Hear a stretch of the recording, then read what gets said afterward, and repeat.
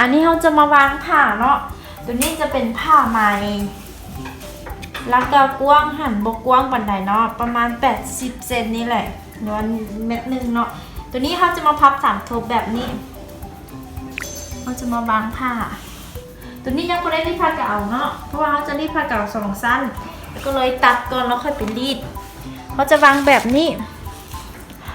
พับเป็น3 ทบแบบนี้แล้วก็เอาเสียแบบของเขาที่เขาแซนได้นะมาวางคนละแผ่น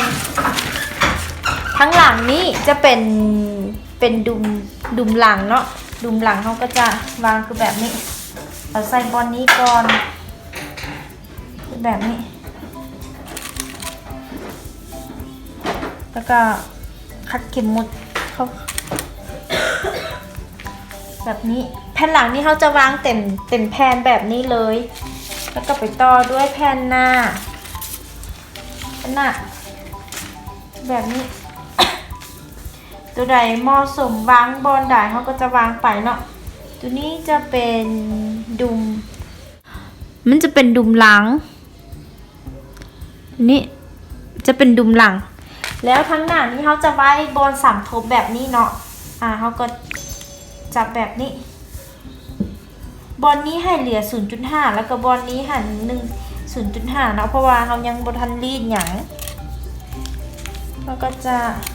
ขัดแบบนี้แล้วมันจะต่อด้วยแผ่นนี้แม่นเขาจะเอาไปใส่ผ้าตั้งแล้วเนาะเอาไปใส่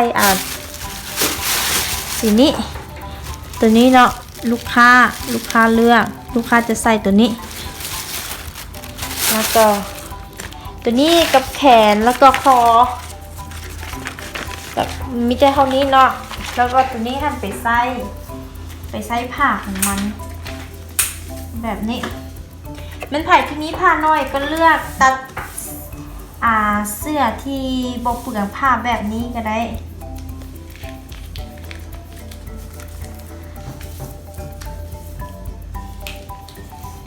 ตัวนี้ถอยขึ้นก่อนค่อยๆก็ได้ประมาณนี้คือแบบนี้เนาะในน้ำเลยว่าถ้ามันถ่ายบ่อยากตัดเป็นแผ่นเนาะบ่อยากตัดเป็นแผ่นคือแบบตัดตัวนี้ออกแล้วก็ตัดตัวนี้ออกแม่นเวลานี้เขาวางได้ประมาณนี้เขางูละเขาก็จะมาตัดซื้อบอลนี้เลยตัดซื้อบอลนี้แล้วก็เอาไปวางผ้าเก่า2 สั้นเนาะไปรีดผ้าเก่า2 สั้นมาแล้วโอเคละได้แล้วเหลือตัวนี้เขาจะไปวางเบิ่งว่าได้บ่ตัวนี้ลองวางตัวนี้ก่อนเนาะทีนี้จะเป็นแขนบนยกแล้วก็บอได้หนึ่ง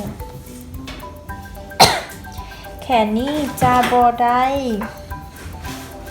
คือแบบนี้มี2 กรณีให้เฮาเฮ็ด1แม่นเฮาต่อเนาะเฮาต่อแขนเฮาต่อผ้าตัวนี้ให้ได้แขนเนาะอันนี้เฮาก็จะวางแบบนี้วางบอลนี้วางบอลจำเป็นก่อนเนาะเขามาวางบอลจำเป็นก่อนตัวนี้หันวางแบบนี้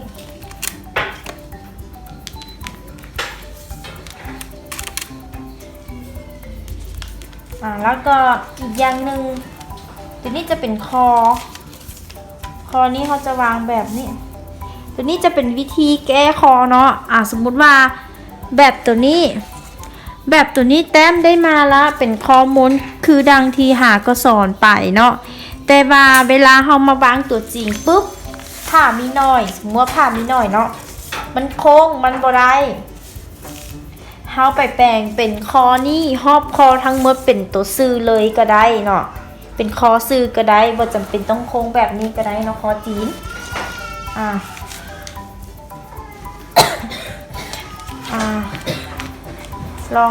ลองใหม่อีกอัน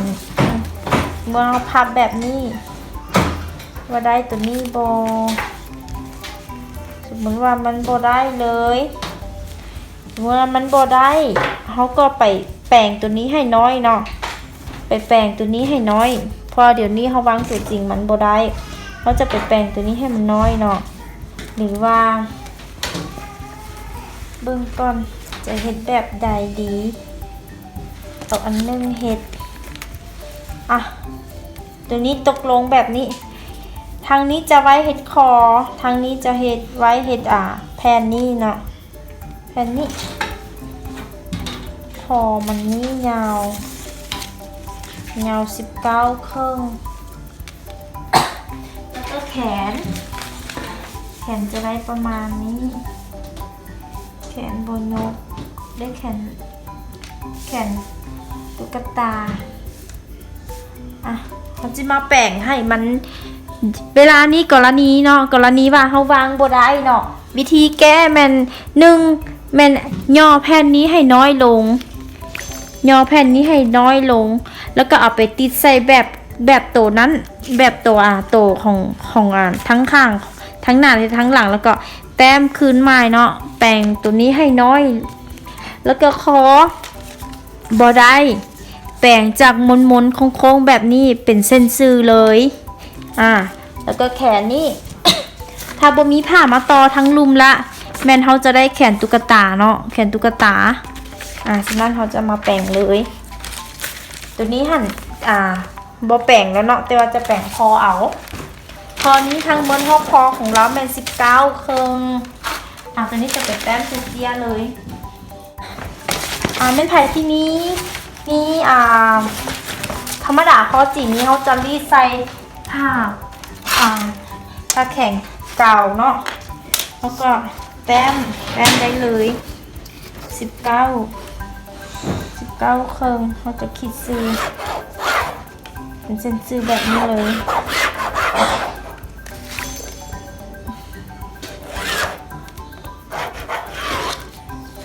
แล้ว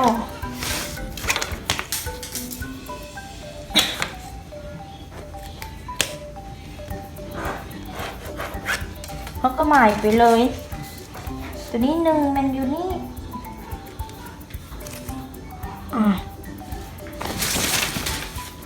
แล้วกว้างหันนิ้วกับขีด1นิ้วขีด1นิ้วขีด1อันนี้เป็นวิธีแก้เนาะคอจีนนี้เขาสามารถเฮ็ดซื้อเลยก็ได้คือกันแต่ว่ามันเวลาหยิบออกมามันจะงานเกือบเท่ากันแต่ว่าถ้ามีผ้าแนะนำเอาวิธีโค้งน้อยนึงเนาะเวลานี้เขาได้แล้วเอาก็ขีดไป19ครึ่งเลย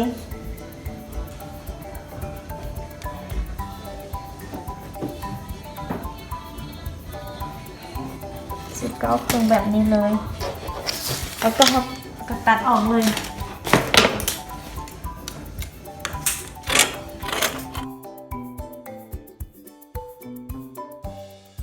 เพราะว่าตัวนี้เป็นเครื่องลูกค้าเนาะเขาจะเน้น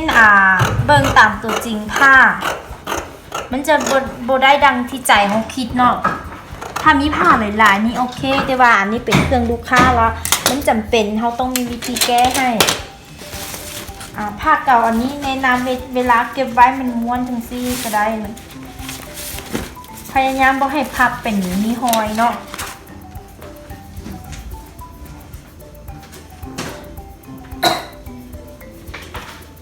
เวลานี้เขาได้คอละเขาจะมาวางต่อเลยสำหรับแผ่นนี้เขาจะมาวางต่อเลยเอามินเนาะจง1 เซน1 เซนนี้สมมุติว่าเสื้อมันน้อยสมมุติว่าเวลามาใส่เนาะมันน้อยมันเขาจะเอาข้างออกแม่นเขาเอาเตเบื้องผ้าสีเทาหันออกเนาะนี่ตัวนี้จะเป็นคอตัวนี้จะเป็นวิธีแก้ไขเนาะเดี๋ยวนี้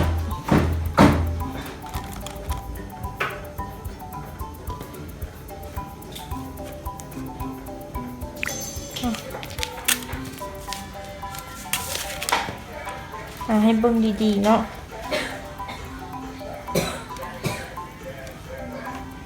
ดีแบบนี้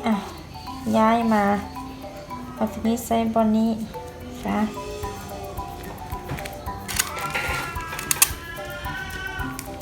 เพราะตัวนี้บ่อยากยอมมันลงแล้วเนาะเพราะว่ามันก็น้อยพออ่านสมควรของอันแบบนี้แล้วเพราะว่าผู้อ่านเจ้าของนี้เราก็ตุ้ยเดมินเนาะพี่น้องเอ้ยเหลือแต่น้อยเดียวเท่านั้นจำเป็น นี่จะเป็นวิธีแก้แบบนี้แล้วก็ต่อด้วยแขนตัวนี้นี่จำเป็นที่สุดเลย1แมนเฮาได้ตัวนี้แล้วเอาตัวนี้ถ้าตัดนี้บอลใดบอลหนึ่งเหลือเนาะเอามาต่อหรือว่าตัวนี้ได้เนาะเพราะตัวนี้มันสั้นสมมติว่าถ้าเอาตัวนี้ไว้บอลนี้ตัวนี้ไว้บอลนี้เนาะปึ๊บว่ามันได้แล้วเอามาต่อกับบอลนี้บอลนี้มันจะบดมันก็บดได้คือกันเนาะมีแต่มาตัดตัวนี้ก่อน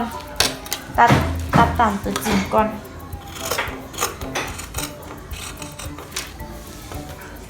ตัวนี้จงเงาๆแบบนี้นะตัวนี้ดีแท้หันไปรีดติดใส่มันเลยก่อนก็ได้หรือว่าเป็นไผ่ที่บ่มีผ้าพอเนาะเอาแผ่นเดียวก็ได้คอจีนนี้นะ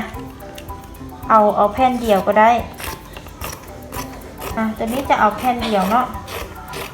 เหลือนั้นแม่นเอาผ้ากาวหรือว่าเอาสีกลมคือสีของมันลบก็ได้คือแบบนี้เป็นคอแล้วก็จงตัวนี้ก็ตัดเลย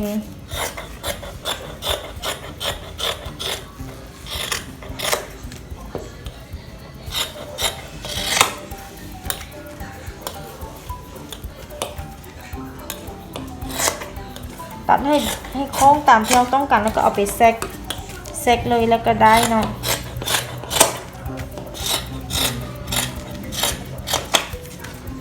ตัวนี้เราจะได้ละแล้วก็ต่อด้วยแขนตัวนี้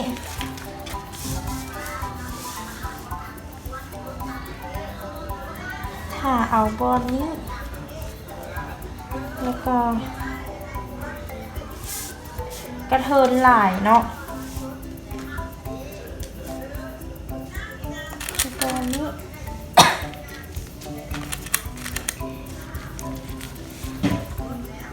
จะเย็นๆไปน้ำกันเนาะเบิ่งไปน้ำกันว่าวิธีแก้หันแก้เท่าไรคือแบบนี้เขาจะมาตามมันก่อน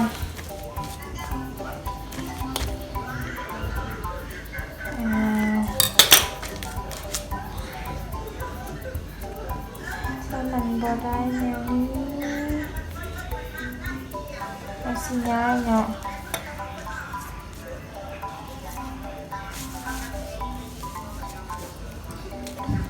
ย้ายให้ได้ตัวนี้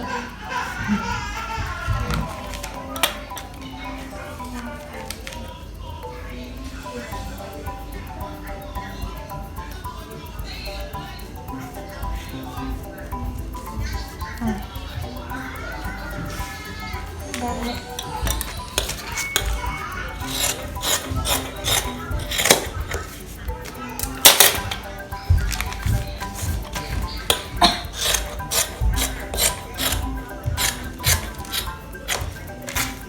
บนี้แล้วก็เอามาสมมติว่าเขามาต่อเนาะสมมติว่าเขาต่อข้างนี้ก็ได้ยาวซ้ำนี้ตัวนี้ค่ะได้ละ